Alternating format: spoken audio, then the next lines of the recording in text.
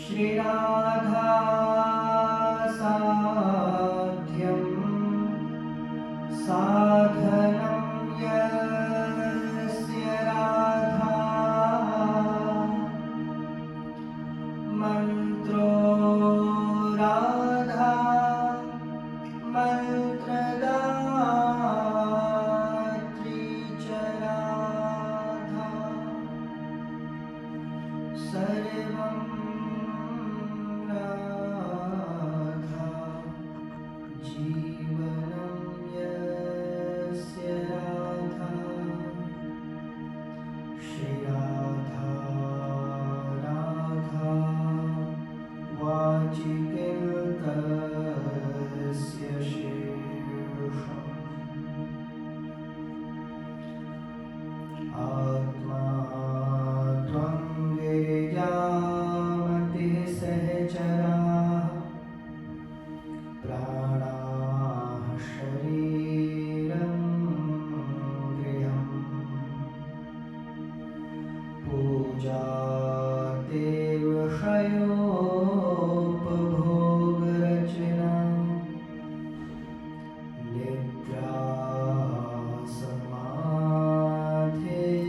समाधिस्थितिः संचारः पदयोः प्रदक्षिणविधिः स्तोत्राणि सर्वा गिरा यद्यत् कर्म करोमि तत्तदखिलं शम्भो तवाराधनम् दक्षिणे लक्ष्मणो यस्य वामे च जनकात्मजा पुरतो मारुतिर्यस्य तं वन्दे रघुनन्दनम्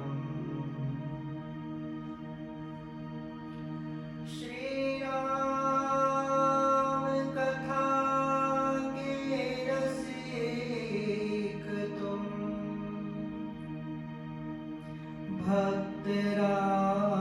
भक्तराज मति धीर आय सुआसन लीजिए तेज पुंज कपिवीर प्यारे आय सुआसन लीजिए तेज पुंज कपिवीर बोलिए श्री भक्तवत्सल भगवान की जय। श्री आनंद कंद भगवान की श्री राम जय राम जय जय राम श्री राम जय राम जय जय राम श्री राम जय राम जय जय राम श्री राम जय राम जय सीताराम जय सीताराम सीताराम जय सीताराम सीताराम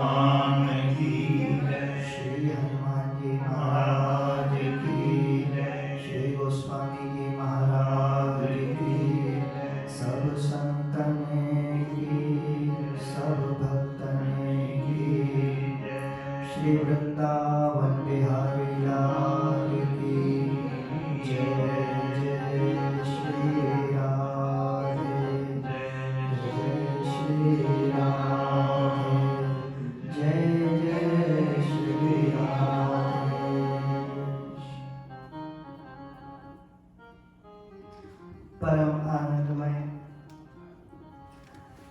अकारण करुणा करुणालय, भक्त वांछा कल्पतरु, प्यारे श्याम सुंदर मनमोहन, कोटि कोटि कंदर्प दर्प दमनीय कमनीय कांति वाले प्यारे भगवान श्री रामचंद्र सरकार, सपरिकर इनके श्री चरणों में कोटिशः सादर साष्टांग वंदन है। प्यारो, हम और आप लोग इन्हीं के श्री चरणों में विराजमान होकर के इन्हीं की अद्भुत लीलाओं का श्रवण कर रहे हैं। और जैसा कि हम और आप लोग आनंद ले रहे हैं, श्री अयोध्या जी में प्यारे श्री ठाकुर जी का दिव्य प्राकट्य महामहोत्सव मन रहा है। ये प्रथम अवतार है भगवान का उस कल्प में, इस कल्प में जिसमें हम हैं, जिसमें भगवान पूर्ण रूप से प्रकट हो रहे हैं। अन्य पूर्वावतारों में पहले जो अवतार हुए हैं उनमें कभी कच्छप बने, कभी नृसिंह बने, कभी मत्स्य नारायण बने, ठीक है। सनत कुमार जी बने, ब्याही नहीं गया। परशुराम जी बने तो आवेश अवतार हैं, कुछ कुछ कार्य विशेष के लिए ही प्रकट हुए। वामन जी बने तो पृथ्वी को नाप लिया, एक ही कार्य के लिए पधारे। अब श्री रामावतार प्रथम भया है, जिसमें श्री ठाकुर जी पूर्ण अवतार इसीलिए क्योंकि इसमें प्यारे प्रभु का जन्म भी है, ब्याह भी है, सुंदर सुंदर लीलाएं हैं, खूब आनंद जीव के जीवन में प्रकट होता है। और मनुष्यों को, हम और आप जैसे साधारण लोगों को कुछ सीखने को, जीवन जीने की शैली भी प्राप्त होती है। श्री अयोध्या जी का दिव्य वातावरण है। जोग लगन ग्रह बार तिथि सबहि भय अनुकूल, चरु अरु अचर हर्ष जुत राम जन्म सुख मूल। प्यारे श्री ठाकुर जी महाराज प्रकट होने वाले हैं तो सब ग्रह नक्षत्र योग लग्न ग्रह बार तिथि सब अनुकूल हो गया है, क्योंकि साक्षात प्यारे प्रभु पधारने वाले हैं। श्री ठाकुर जी श्री साकेत धाम में विराजे हुए थे। सब निश्चित हो गया था कि बसंत ऋतु में आएंगे, चैत्र मास में आएंगे, शुक्ल पक्ष में आएंगे, पुनर्वसु नक्षत्र और अभिजित मुहूर्त में आएंगे, मंगल भवन मंगलहारी है तो मंगलवार को पधारेंगे। सब निश्चित हो गया, केवल तिथि का भी रह गया था। तो संपूर्ण तिथियां, षोडश तिथियां भगवान के चरणों में सामने उपस्थित हुई। हर तिथि का मन था कि भगवान हमारे भीतर आवे। प्रतिपदा, द्वितीया, तृतीया, चतुर्थी, पंचमी, षष्ठी, सप्तमी, अष्टमी, नवमी, दसवीं, एकादशी, द्वादशी, त्रयोदशी, चतुर्दशी, अमावस्या, पूर्णिमा, 16 तिथियां। तो सब अपनी अपनी विशेषताएं बताने लगे, सब कारण बता रही। जैसे कोई कोई व्यक्ति 100 से सिफारिश लगाता है ना, ऐसे प्रतिपदा बोले, हे नाथ, संवत्सर को मैंने ही जन्म दिया है, संवत्सर का प्रारंभ प्रतिपदा से होता है, इसीलिए आप कृपा करके मेरी कुक्षी में पधार के मुझे धन्य धन्य करें। द्वितीय बोले हैं, हे गोविंद, रात्रि के जो राजा हैं चंद्रदेव, उनको मैंने अपने गर्भ में धारण किया है, आप मुझ पर कृपा करें। तृतीय आई, बोले प्रभु, आप ही के आवेशावतार भगवान श्री परशुराम नारायण को वे मेरी कुक्षी में पधारे, आप भी मेरी ही कुक्षी को धन्य धन्य करें। चतुर्थी आई, हे प्यारे, आदि पूज्य भगवान श्री गणेश जी को मैंने ही अपने गर्भ में धारण किया है। आप मेरी कुक्षी को धन्याति धन्य करें। पंचमी आई, हे प्रभु ऋतुराज बसंत को मैंने प्रकट किया है, आप मुझ में बधाएं। षष्ठी आई, हे नाथ कार्तिकेय जी को मैंने अपने गर्भ में रखा है, आप मुझ पर कृपा करें। सप्तमी आई, बोले प्रभु आप जिस वंश में अवतार लेके आ रहे हैं उन भगवान सूर्य नारायण को मैंने ही प्रकट किया है, आप मुझ पर कृपा बरसाओ। अष्टमी आई है, बोले प्रभु भगवती जगदम्बा पराम्बा माता दुर्गा को मैंने अपने गर्भ में धारण किया है, आप मुझ पर कृपा करें। नवमी आई तो कुछ नहीं बोली, नीचे को सिर झुका लिया, शांत भाव से खड़ी हो गई। जब वह कुछ न बोली तो प्यारे श्री ठाकुर जी ने पूछा, देवी आप? श्री ठाकुर जी के समक्ष नवमी तिथि बोली, प्रभु मैं तो अनाथ हूं, मेरा कोई नहीं है, मेरे पास कोई सोर्स सिफारिश नहीं है। तो श्री ठाकुर जी प्रसन्न होकर बोले हैं, जिसका कोई नहीं होता उसके हम होते हैं, अब हम नवमी में ही आवेंगे। तो पहले नवमी रिक्ता थी और जब से प्यारे श्री ठाकुर जी पधारे पूर्ण तिथि हो गई है। श्री अयोध्या जी में इतना आनंद हुआ है, इतना आनंद हुआ है। श्री ब्रह्मा जी हंस के रूप में पधारे हैं अयोध्या जी का जब दर्शन करने प्यारे प्रभु के अवतरण काल से पूर्व ही, तो इन्होंने बड़े सुंदर सुंदर दृश्य देखे हैं।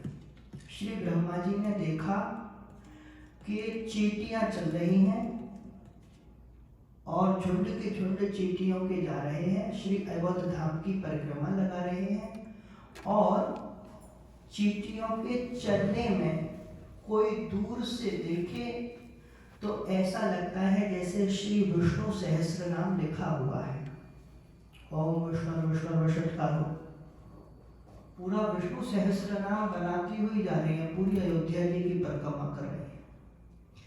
दीमकें चलती हैं, श्री गोविंद सहस्त्र नाम बनाती हैं। थोड़े आगे श्री ब्रह्मा जी ने देखा एक बड़ा विशाल सफेद कबूतरों का झुंड जा रहा है, सफेद रंग का, और उन्होंने थोड़ी दूर पे गए हैं, कबूतरों का इतना विशाल झुंड, उन्होंने एक दिव्य आकृति बनाई है, आगे से पतला फिर थोड़ा थोड़ा मोटा होते होते होते फिर पीछे से थोड़ा पतला, फिर ऐसा दूर से देखो तो लगे कोई मछली जा रही है, बहुत विशाल मछली है। और ऐसे कबूतर उड़ते जा रहे हैं, श्री अयोध्या जी के ऊपर उड़ रहे हैं। थोड़ी देर में ऐसा लगा कुछ कबूतर ऊपर की ओर उड़े, कुछ नीचे की ओर उड़े, जैसे मत्स्य का मुंह खुला हो। फिर उसमें से कबूतर ऐसे निकले और जैसे शंख चक्र गदा पद्म धारण करके भगवान श्री मत्स्य नारायण प्रकट हो रहे हैं। बोलिए श्री मत्स्य नारायण भगवान की जय। ऐसा दर्शन ये कबूतर करवा रहे हैं, अयोध्या जी के कबूतर है। थोड़े ही आगे देखा कौवे जा रहे हैं, इन्होंने भी बड़ा विशाल झुंड, इतना भयंकर बोला, इतने निकटतम बना रखा है।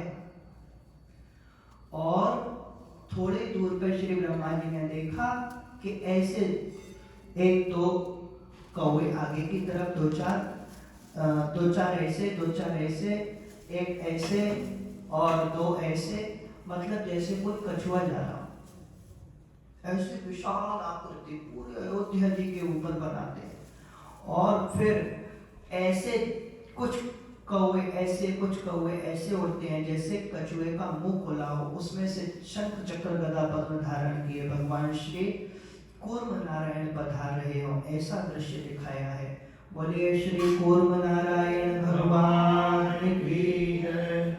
श्री अयोध्या जी के पक्षी भगवान के 24 अवतारों का सुंदर दिव्य दर्शन करवा रहे हैं अपने उड़ने के माध्यम से। जितनी भी गंधर्वणियां हैं ये गंधर्वणियां तितली बनकर के श्री अयोध्या धाम में आई हैं।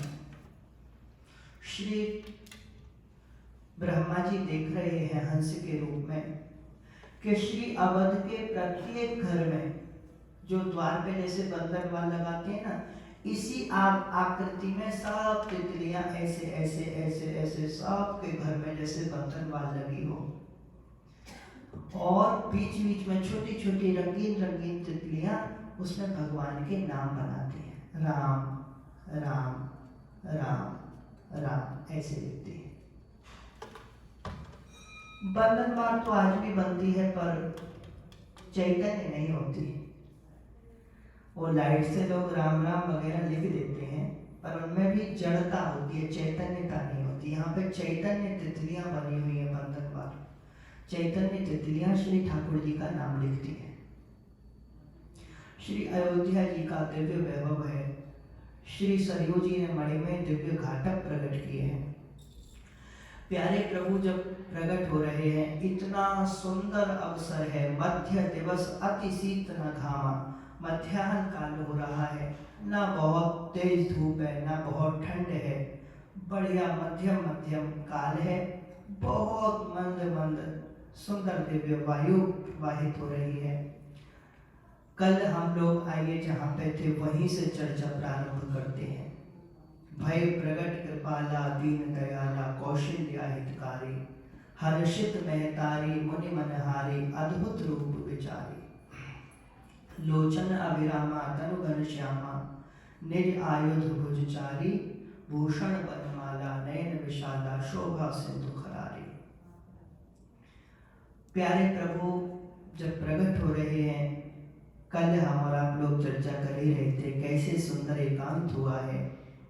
माता कौशल्या लेटी हुई हैं और सुंदर श्री ठाकुर जी विराट रूप में प्रकट हुए।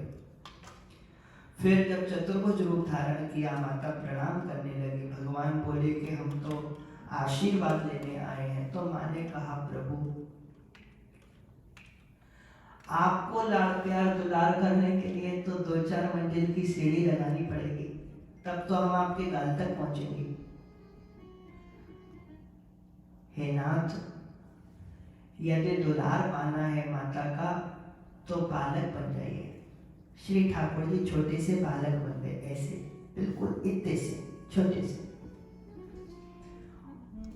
और पूछते हैं माता अब तो मुझ में और मनुष्य बालक में कोई भेद नहीं है ना। माँ ने कहा प्रभु अभी बहुत भेद है। क्या भेद है माता? बोले मनुष्य बालक जब जन्म लेता है तो उसके 2 भुजाएं होती हैं, 4 थोड़े। भगवान ने तुरंत 2 भुजा अंतरित की हैं। हे माता अब तो मुझ में और मनुष्य बालक में कोई भेद नहीं है ना। बोले प्रभु अभी भी भेद है।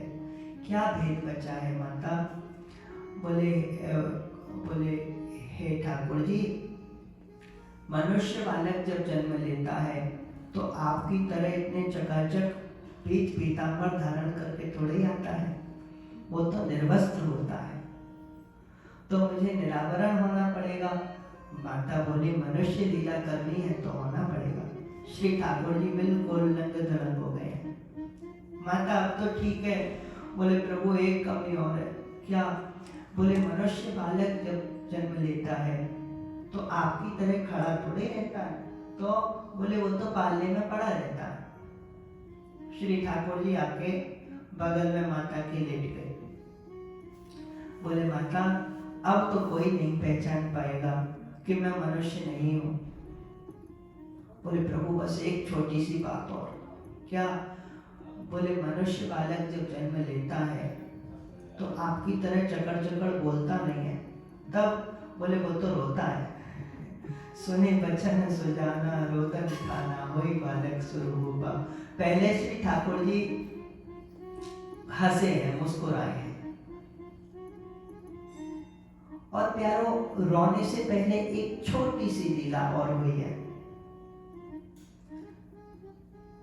कि जब श्री राघव जी को इतने छोटे से, एक तो ऐसा अद्भुत भगवान का रूप है कि कोई ब्रह्मांड में शब्द ऐसा नहीं बना, कोई शास्त्रों में ऐसा शब्द नहीं है जिससे भगवान के रूप का वर्णन किया जा सके। भाई आप लोग एक बात सोचिए, आप लोगों ने मान लीजिए 10-20 मिठाई खा रखी है, आपने बर्फी खाई, आपने गुलाब जामुन खाया, राजभोग पाया, है ना, भुजिया खाई, जलेबी खाई, रबड़ी खाई, खूब मीठे का, आपको सबका स्वाद पता है। पर यदि कोई आपसे ये पूछे कि सबके स्वाद में क्या क्या भेद है, कैसे बताओ? कोई आप बस इतना बोल पाओगे वो भी मीठा, वो भी मीठा, वो ज्यादा अच्छा, वो कम अच्छा, पर वो किसी को कम अच्छा, किसी दूसरे को ज्यादा अच्छा लग रहा है, सबके फेवरेट अलग अलग हो। तो अब मुख से कैसे बताया जाए कि किस मिठाई का कैसा स्वाद है? कौन कैसे बता देगा?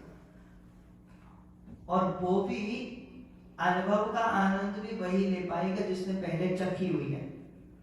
और अनुभव यदि ले लिया तब फिर आपने भले ही आंख बंद कर रखी है, कोई यदि आपके मुख में पेड़ा डालेगा आप समझ जाओगे ओ ये पेड़ा है, कोई आपके मुख में जलेबी डालेगा आप तुरंत समझ जाओगे अच्छा अच्छा ये तो जलेबी है।